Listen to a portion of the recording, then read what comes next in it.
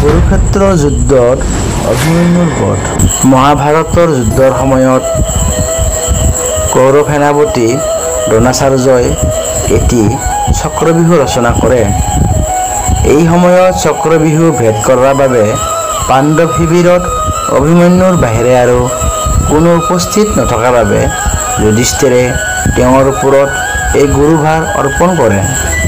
ইয়াৰ পিছত অভিমন্যুই যুদ্ধত অৱতীৰ্ণ হয় আৰু চক্ৰবিহু ভেদ কৰি কৌৰৱ সেনাৰ মাজত উপস্থিত হয়। তেওঁৰ হৰবৰ্ষণত মুদ্ৰৰাজ শল্য আৰু দুঃশাসন মূৰ্ছিত হয়। কৰ্ণৰ এজন ভায়েক আৰু শল্যৰ ভাতৃ নিহত হয় আৰু কৰ্ণই ৰণভূমিৰ পৰা পলায়ন কৰে।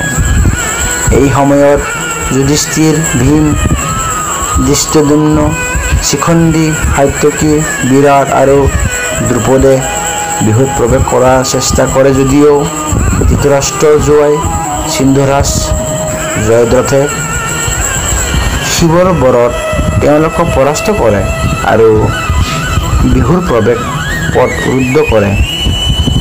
কুৰুসৈন্য বেষ্টিত অভিমন্যুই অকলেই যুদ্ধ কৰি থাকে।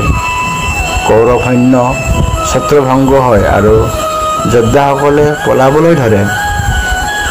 শল্যপুত্ৰ ৰুক্মৰথ, দুৰ্যোধনৰ পুত্ৰ লক্ষ্মণ আৰু কুশল ৰাজ বৃহৎবলে টেঙৰ বাণত মৃত্যুবৰণ কৰে। অভিমন্যুক অপ্ৰতিৰোধ্য দেখি কৰ্ণই দ্ৰোণৰ উপদেশত তেওঁক পিছফালৰ পৰা আক্ৰমণ কৰি তেওঁক ৰথচ্যুত আৰু ধনুৰ্হীন কৰে। দ্ৰোণ, কৃপকৰ্ণ, অশ্বত্থামা, দুৰ্যোধন আৰু শকুনিয়ে নিষ্কৰুণভাৱে তেওঁৰ ওপৰত শৰাঘাত কৰে। অভিমন্যুই খড়গ, চক্ৰ আৰু গদাৰে আত্মৰক্ষাৰ চেষ্টা কৰিও ব্যৰ্থ হয়।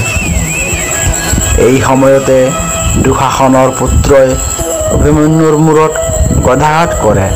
ফলত কৌৰৱ সেনা নিপীড়িত বালক অভিমন্যুৰ প্ৰাণশূন্য দেহ ভূপতিত হয়।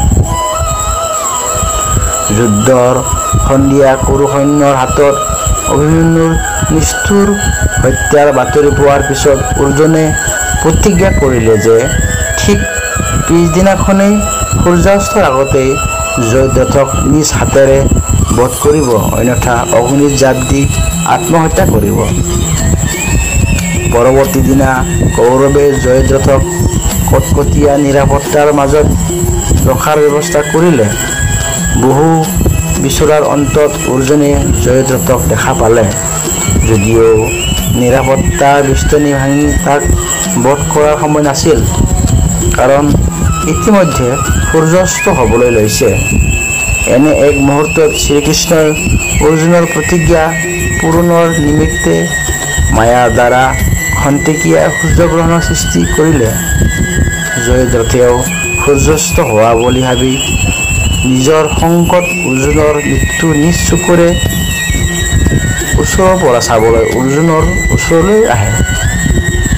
সেই সময়তে কৃষ্ণই সূৰ্যগ্ৰহণ আঁতৰাই দিয়ে আৰু অৰ্জুনক নিৰ্দেশ দিয়ে।